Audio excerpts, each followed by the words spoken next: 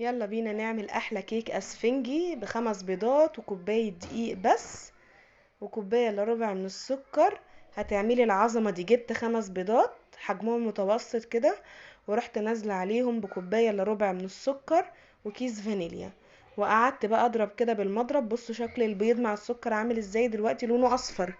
هتشوفوا دلوقتي القوام هيفتح وهيعمل فوم كده من كتر الضرب بالمضرب. السر في الكيك الاسفنجي احنا مش بنحط له اي محسن كيك او بيكنج باودر، احنا بنحط له بس المضرب هو اللي كل ما نضرب كل ما بندخل في العجينة ايه هوا كده.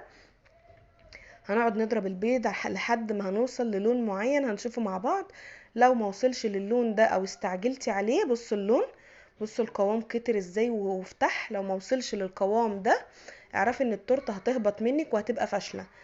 وجبت بقى هنا كوبايه الا معلقتين من الدقيق، حطيت معلقه كاكاو ومعلقه نشا، وقلبتهم مع بعض كده من غير بيكنج باودر خالص. لو عايزه تحطي بيكنج باودر او قلقانه ممكن تحطي كده ايه، يعني طرف المعلقه او ربع معلقه بيكنج باودر، علشان الكيك الاسفنجي اصلا ما بيتحطلوش بيكنج باودر. بعد كده بقى هنوقف المضرب خالص ونبتدي بقى ان احنا نحط الدقيق ده بالتدريج. انا حسيت ان معلقه الكاكاو قليله، رحت مزوده شويه كمان، وهقلب كده ايه الدقيق مع النشا مع الكاكاو. هو التوتال كله يعني كوبايه كوبايه ومعلقه. وهننزل بالتدريج على الخليط بتاعنا، الدقيق والسكر والفانيليا، علشان الكيك ما يهبطش مننا. وهنضرب كده القوام، هنضرب كده بالمضرب.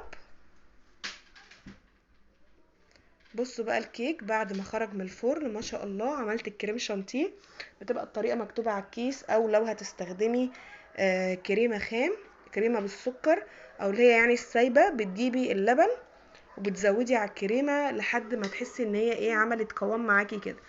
بصي بقى الجمال، سقيتها بالسفن وقطعتها من النص كده وسقيتها بالسفن، وبعدين حشيتها كريمه، وحطيت من على الوش كده كريمه، غلفتها بالكريمه وبعدين الكريز والشوكولاته.